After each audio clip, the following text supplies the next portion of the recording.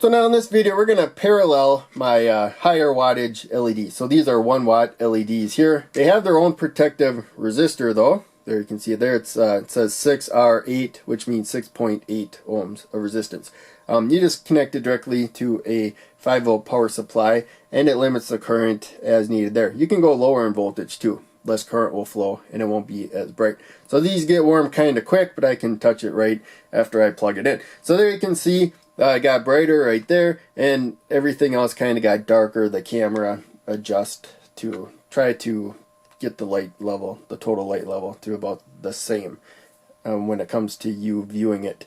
And now we could put these in the same row right there. This one's actually shorter, so I'd have to put it in front, but it's just a little easier if I put it in another spot there. So it's got its own resistor as well. Hopefully you noticed, watch back here, that it got brighter. And again, I can do this because I just plugged it in. It's not really hot yet.